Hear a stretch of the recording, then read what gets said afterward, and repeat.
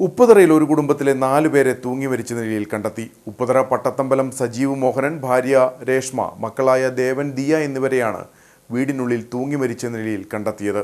സാമ്പത്തിക ബാധ്യതയെ തുടർന്ന് മക്കളെ കൊലപ്പെടുത്തിയ ശേഷം സജീവും ഭാര്യയും ആത്മഹത്യ ചെയ്തുവെന്നാണ് പ്രാഥമിക വിവരം.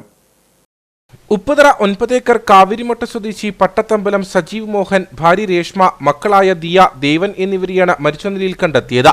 ഓട്ടോ ഡ്രൈവറായിരുന്ന സജീവിന് സ്വകാര്യ ധനകാര്യ സ്ഥാപനത്തിൽ വാഹനത്തിന്റെ ഫൈനാൻസ് ഉണ്ടായിരുന്നു. അടവ് മുടങ്ങിയതോടെ നിരന്തര ഭീഷണി ഉണ്ടായി. ഇതേ തുടർന്നാണ് മകനും കുടുംബവും ആത്മഹത്യ ചെയ്തതെന്ന് സജീവിന്റെ പിതാവ് മോഹൻ ആരോപിച്ചു. ₹1,40,000 അടച്ചിട്ടുണ്ട്. ബാക്കി സീസ അടയ്ക്കുന്നത് മാസം 2 മാസത്തെ കുടിശ്ശിക വന്നെ അയാൾ വിളിച്ച് കണ്ടമാനം പേര് വിളിച്ച് ഇലപ്പാറക്കണ്ണതിൻ്റെ അവൻ വിളിച്ച് പേര് വിളിച്ച് എന്നെയും വിളിച്ച് പടിയ സമയത്ത് ഒരു 5-6 കോളി വിളിച്ചിട്ട് എൻ്റെ പേര് വിളിക്കാൻ ഭീഷണിപ്പെടുത്തുവാൻ ഞങ്ങൾ ആ കാരണത്തിൽ എൻ്റെ ചെറുക്കം പോയിട്ട് ഇവന്മാർ ഞാൻ സിയോട് പറഞ്ഞിട്ടുണ്ടെന്നല്ല. ആ കട താകരത്തിന്റെ ഫ്രണ്ടിലിരിക്കുന്ന കടയാണ്.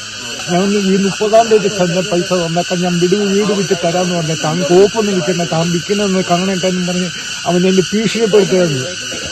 ഇന്നലെ 1 മണിക്ക് ഉച്ചയ്ക്ക് 1 മണിക്കൊക്കെ മകനെ വിളിച്ചിട്ടുണ്ടോ? ആ മകനും വിളിച്ചിട്ടുണ്ട്. ഞാൻ അവനെ വിളിച്ചപ്പോൾ അവൻ എന്നെ വിളിച്ചിട്ട് പറഞ്ഞിട്ട് ഭീഷണിപ്പെടുത്തുകയെന്ന് പറഞ്ഞു. നീ അത് വേണ്ട, ഞാൻ സ്ഥലം വെച്ച് നമുക്ക് കൊടുക്കാമെന്ന് ഞാൻ പറഞ്ഞതാ.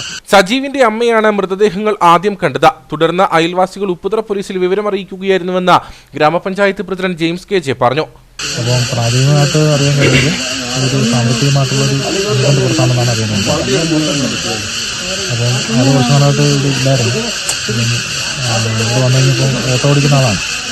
അപ്പം അങ്ങനെ പലപ്പോഴായിട്ട് ഈ പ്രൈവറ്റ് ഫിനാൻസിലെ ആൾ ഓടിച്ച് കാര്യങ്ങളൊക്കെ ഉണ്ടായിരുന്നാണ് അറിയാൻ കഴിഞ്ഞത്. ഇത്തരത്തിലാണ് ഇവിടെ കുടുംബാംഗങ്ങളും ബാക്കിയുള്ള വ്യക്തികളൊക്കെ പറയുന്നത്. അതുകൊണ്ടാണ് 2 കുഞ്ഞുങ്ങൾ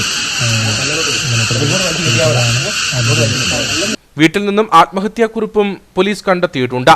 ഇടുക്കി SP അടക്കം സ്ഥലത്തെത്തി സ്ഥിതിഗതികൾ വിലയിരുത്തി.